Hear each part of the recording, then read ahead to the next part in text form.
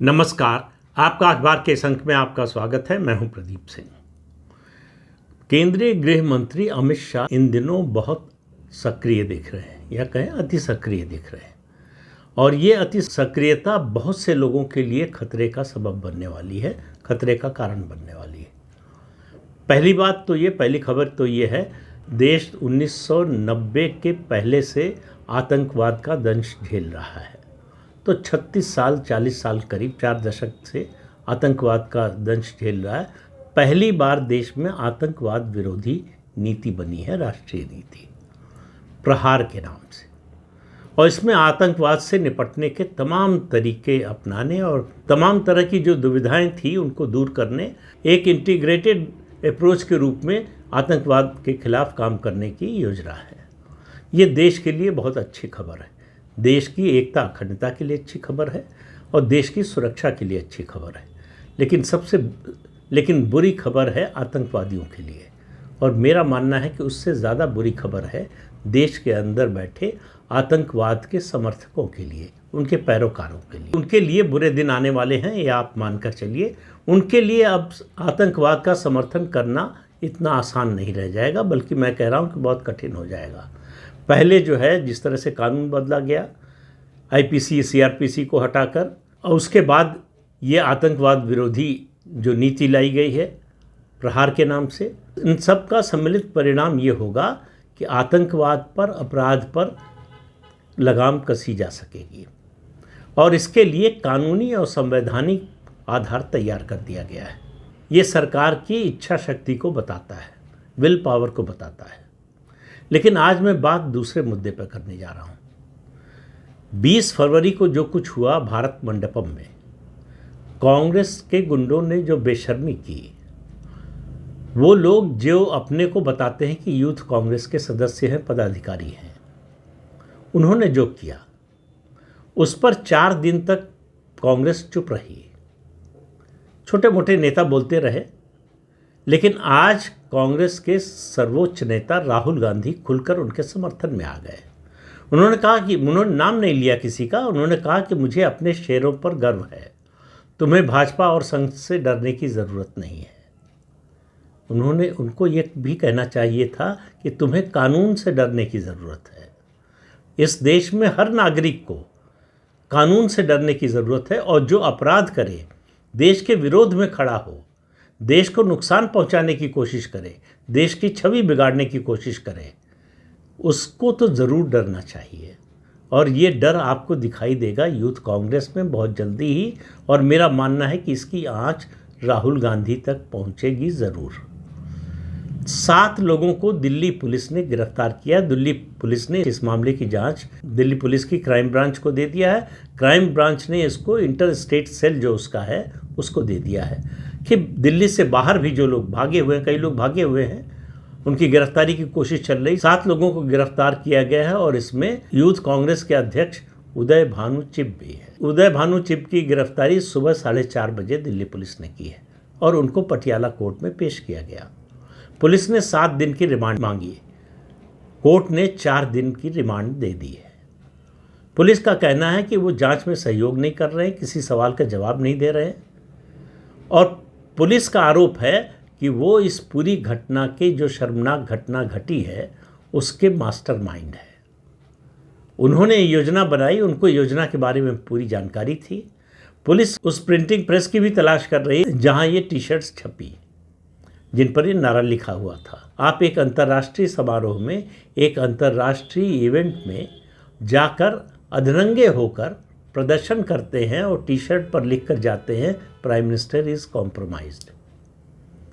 तो आप किसका मान बढ़ा रहे हैं और किसका अपमान कर रहे हैं? नरेंद्र मोदी भारतीय जनता पार्टी के प्रधानमंत्री नहीं है, वो भारत के प्रधानमंत्री हैं। तो अपने देश के प्रधानमंत्री के बारे में जब आप ये बोल रहे हैं, तो आपके पास इसका आधार होना चाहिए।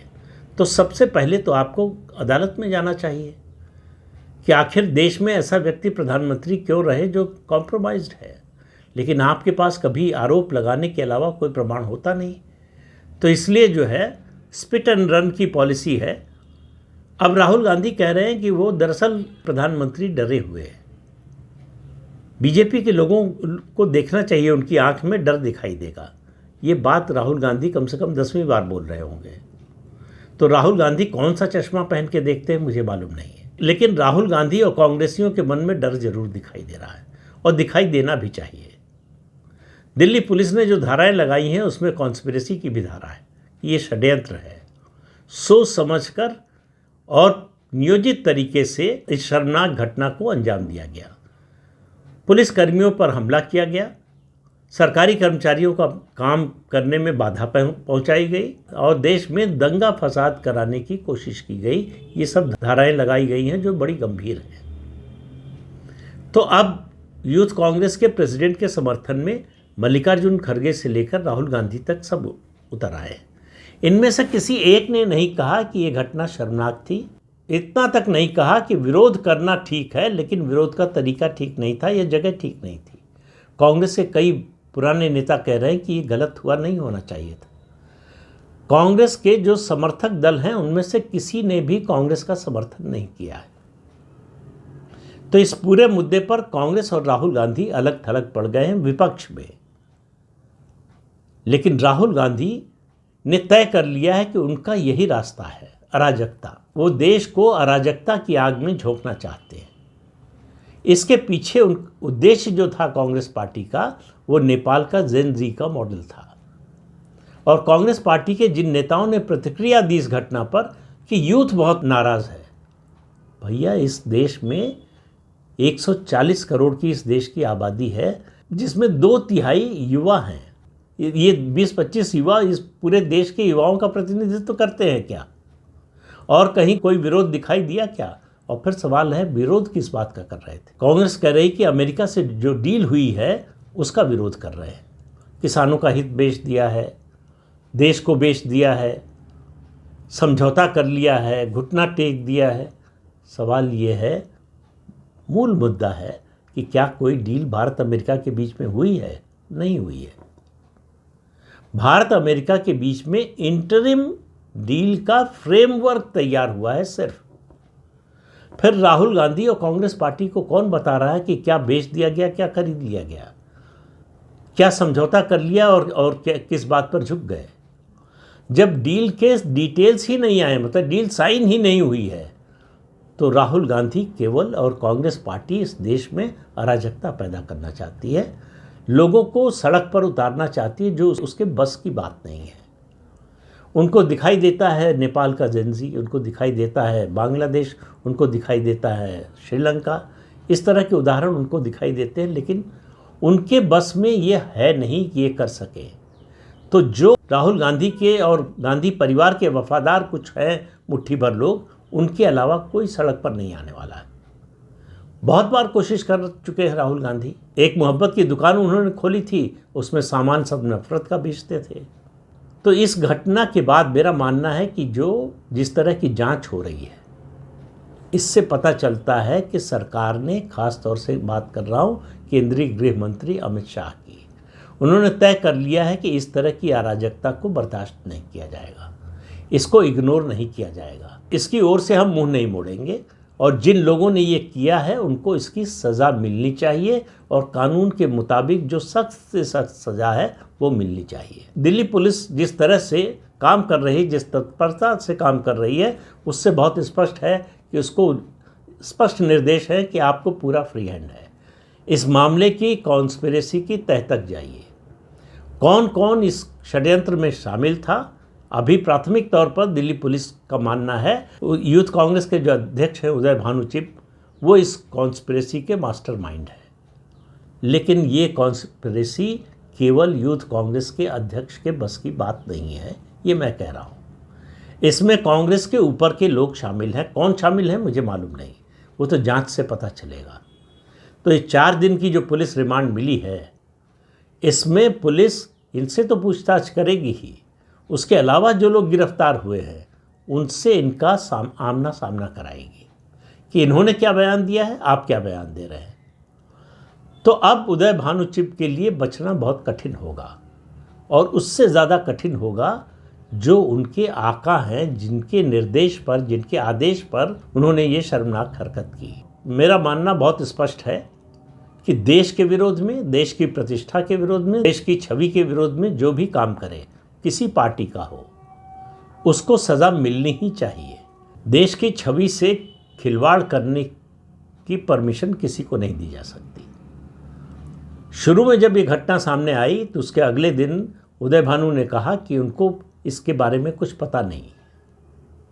अब जो मामला सामने आ रहा है वो इसके मास्टरमाइंड है, और एक तरह से राहुल गांधी और मल्लिकार्जुन खड़गे दोनों ने इसको ओन कर लिया है।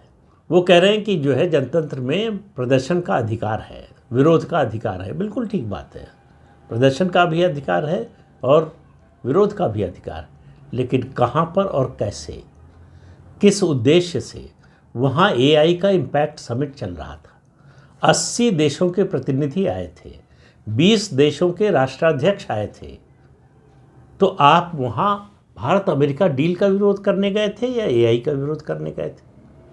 आपको यही नहीं मालूम कि वो मंच क्या है, वो मंच किस लिए था, वो आयोजन किस लिए था, इसकी आपको जानकारी नहीं। आपको सिर्फ ये लगा कि अंतर्राष्ट्रीय समुदाय है, यहाँ पर अंतर्राष्ट्रीय प्रेस है, हमको पब्लिसिटी मिलेगी। वो पब्लिसिटी भी नहीं मिली।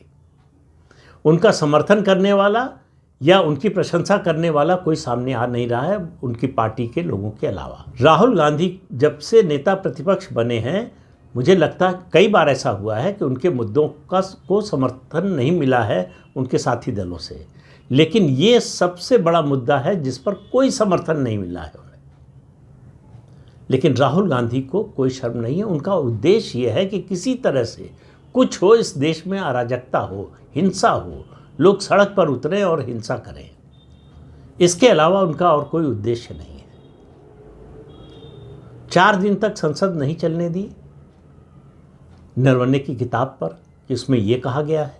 अब वो कह रहे हैं वो तो मुद्दा ही नहीं है, क्योंकि जनरल नरवणे ने उनको एक्सपोज कर दिया। वो एक्सपोज हो गए कि जो मुद्दा उठा रहे थे वो उसका कोई आधार नहीं है, उसमें कोई दम नहीं है। तो अब कह रहे हैं कि ये तो मुद्दा ही नहीं है। हम तो भारत अमेरिका की जो ट्रेड डील है उसका विरोध कर रहे हैं, क्योंकि भारत ने और प्रधानमंत्री ने भारत के देश के हित बेच दिए हैं।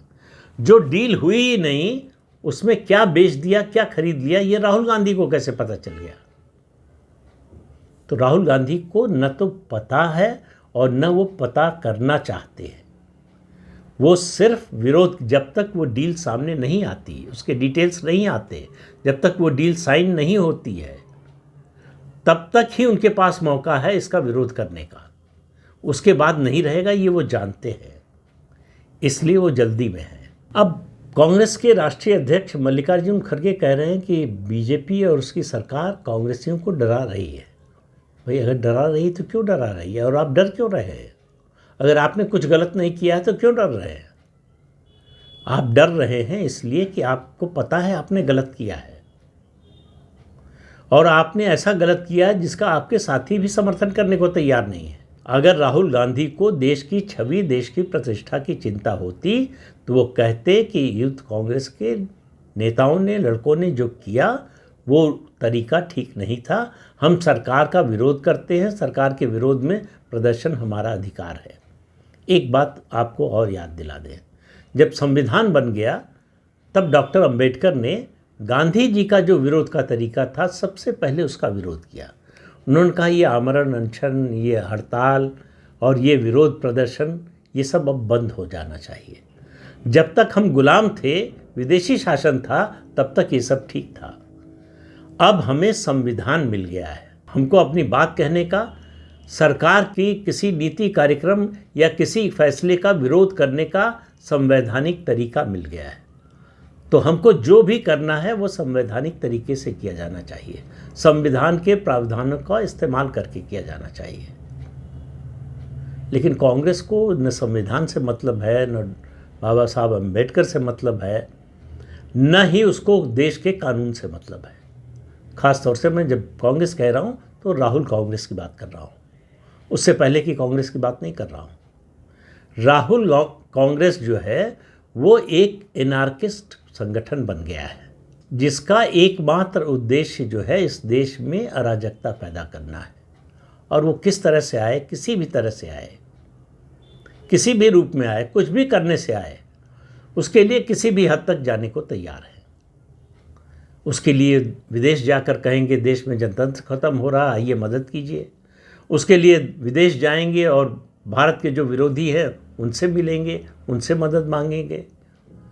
उसके लिए जो भारत में राजनीतिक अस्थिरता पैदा करना चाहता है घोषित रूप से, उसकी मदद लेंगे। राहुल गांधी हर वो काम करना चाहते हैं जिससे भारत की छवि खराब हो। वो हार मान चुके हैं कि वो प्रधानमंत्री नरेंद्र मोदी की छवि नहीं खराब कर सकते।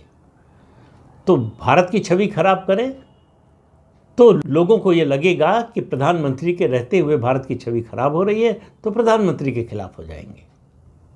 वो जो रोज़ कहते हैं कि युवा इस देश का नाराज़ है, खिलाफ है, वो युवा किसी को दिखाई क्यों नहीं देता है? केवल राहुल गांधी को दिखाई देता है। शायद उनको सपने आते होंगे, क्योंकि वास्तविकता में तो कोई दिखाई नहीं देता है। भारत मंडपम में भी 15 से 30 के बीच में ज़्यादा से ज़्यादा इतने लोग थे। इसी दिल्ली शहर में कितने लोग हैं आपको मालूम है, कितने युवा हैं मालूम है। और वहाँ जो युवा थे उन्होंने इन लोगों की पिटाई की। ये पहली बार देश में हुआ विरोध प्रदर्शन करने वाले किसी राजनीतिक दल के कार्यकर्ताओं की आम जनता ने पिटाई की है। राजनीतिक दलों के कार्यकर्ता तो आपस में भिड़ते रहते हैं, ये सामान्य बात है, लेकिन आम लोग जो किसी पार्टी से जुड़े हुए नहीं थे उन्होंने पिटाई की इनकी। इससे ज़्यादा शर्मनाक बात कांग्रेस पार्टी के लिए क्या हो सकती है? लेकिन कांग्रेस पर इन बातों का कोई असर नहीं है। तो इस अंक में इतना ही। अगले अंक में फिर मिलेंगे किसी नए मुद्दे के साथ। तब तक के लिए अनुमति दीजिए। आपसे अनुरोध है कि चैनल देखिए, शेयर कीजिए, लाइक कीजिए और सब्सक्राइब जरूर कीजिए। नमस्कार।